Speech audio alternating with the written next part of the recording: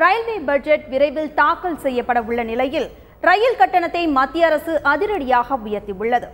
பயணிகள் கட்டணம் 14.2%, சரக்கு கட்டணம் 6.5% உயர்த்தப்பட்டுள்ளது. இந்த கட்டண உயர்வு இன்று முதல் நடைமுறைக்கு வந்தது. இதன்படி 2ஆம் வகுப்பு உட்பட அனைத்து வகுப்பு கட்டணம் கடுமையாக உயர்ந்துள்ளது. முன்பதிவு செய்தோர் பயணத்தின் போது கூடுதல் கட்டணத்தை செலுத்த வேண்டும் என அறிவிக்கப்பட்டுள்ளது. பயணச்சீட்டு பரிசோதகர்களிடம் கூடுதல் கட்டணம் செலுத்தி அதற்கான ரசீதை பெற்றுக்கொள்ள அறிவுறுத்தப்பட்டுள்ளனர். பட்ஜெட் தாக்கல் செய்ய இன்னும் 20 நாட்களே உள்ள நிலையில் மத்திய அரசு கட்டணத்தை உயர்த்தியுள்ளது.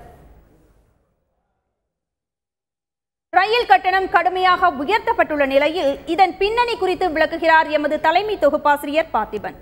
வணக்கம் பார்த்திபன், இந்த ரயில் கட்டணம் உயர்வு, இந்த கடுமையான விலை உயர்வுக்கு என்ன காரணம்? ரயில்வே கடுமையான நிதி நெருக்கடியில் சென்று கொண்டிருப்பதாக சொல்லப்படுகிறது. மாதத்திற்கு 900 கோடி ரூபாய் இந்திய ரயில்வே நஷ்டத்தில் சென்று கொண்டிருக்கிறது என்று ரயில்வே வட்டாரங்கள் தெரிவிக்கின்றன. இந்த நிதி நெருக்கடி நாளுக்கு நாள் கூடிக்கொண்டே செல்கிறது. இந்த நிதி நெருக்கடியிலிருந்து இந்திய ரயில்வேயை மீட்டெடுத்து லாபகரமான நிறுவனமாக மாற்றுவதற்கும் மேலும் பல அடிப்படை கட்டமைப்புகளை சிறப்பாக செய்து கொடுப்பதற்கும் பல்வேறு வசதிகளை பயணிகளுக்கு ஏற்படுத்தி கொடுப்பதற்கும் கட்டணத்தை உயர்த்த வேண்டியிருப்பதாக ரயில்வே வட்டாரங்கள் தெரிவிக்கின்றன. இருக்கின்ற கட்டணங்கள் குறைவாக இருப்பதால் இந்த கட்டணத்தை வைத்துக்கொண்டு ரயில்வேயிலே அடிப்படை வசதிகளை செய்து கொடுப்பது, பாதுகாப்பை உறுதிப்படுத்துவது, பயணிகளுடைய பாதுகாப்பை உறுதிப்படுத்துவது, ரயில்களுடைய தரத்தை மேம்படுத்துவது போன்ற விஷயங்களை செய்வது நடைமுறையில் சாத்தியமற்ற செயல் என்பதாலேயே கட்டணத்தை உயர்த்த வேண்டியிருக்கிறது என்று ரயில்வே வட்டாரங்கள் தெரிவிக்கின்றன. இது தொடர்பாக ரயில்வே அமைச்சர் சதானந்த கவுடா கடந்த சில தினங்களாகவே தொடர்ந்து பேச்சுவார்த்தை நடத்தி வருகிறார். நேற்று கூட தொழில்துறை இணையமைச்சர் நிர்மலா சீதாராமனை சந்தித்து இது பற்றி அவர் பேசினார். மோடியிடமும் இது தொடர்பாக அவர் தொடர்ந்து ஆலோசனை மேற்கொண்டு வந்தார்.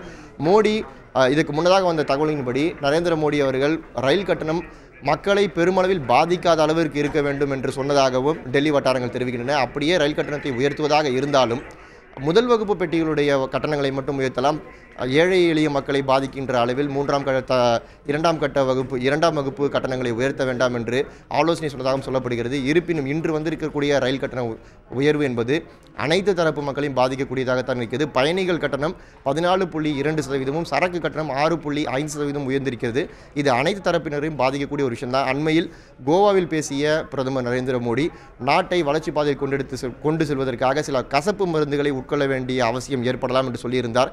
அதை மனதில் கொண்டு பார்க்கும் பொழுது இந்திய மக்களுக்கு கிடைக்கக்கூடிய முதல் கசப்பு மருந்து இது என்று நாம் எடுத்துக்கொள்ளலாம். அடுத்த ஜூலை 2ஆம் வார வாக்கில் ரயில்வே பட்ஜெட் தாக்கல் செய்யப்படலாம் என்று தெரிகிறது.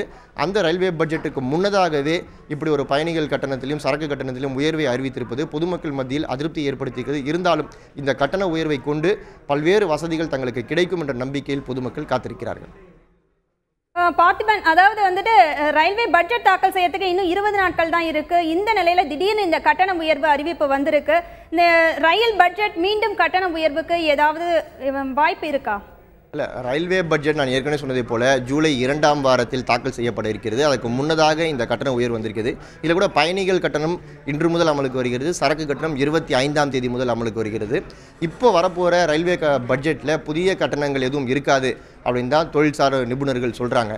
ஆனால் FDA என்று சொல்லப்படுகின்ற அந்நிய நேரடி முதலீட்டை ரயில்வேயில் கொண்டு வருவதற்கான பேச்சுவார்த்தைகளும் தொடர்ந்து நடைபெற்று கொண்டிருக்கின்றன.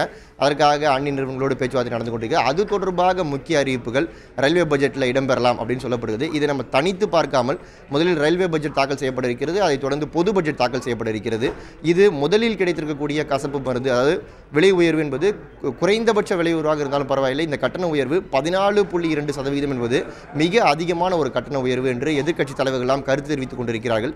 இதை வைத்து பார்க்கும்போது இதை ஒரு முன்னோட்டமாக நாம் எடுத்துக்கொண்டால் இது மற்ற விஷயங்களிலும் எப்படி எதிரொலிக்கப் போகிறது என்பதுதான் சற்று அச்சம் தரக்கூடிய விஷயமாக இருக்கிறது. இதே போன்று பொது பட்ஜெட்டிலும் விலைகள் உயர்த்தப்பட்டால் அது சாமானிய மக்களுடைய சுமையை மேலும் அதிகரிப்பதாகவே இருக்கும் என்று கருதப்படுகிறது. இருப்பினும் ரயில்வே பட்ஜெட்டில் கட்டண அறிவிப்பு, அதாவது கட்டண உயர்வு பற்றிய அறிவிப்புகள் எதுவும் இருக்காது என்று சொல்லப்படுகிறது. இது தவிர புதிய ரயில்கள் பற்றிய அறிவிப்புகள் இருக்கும்.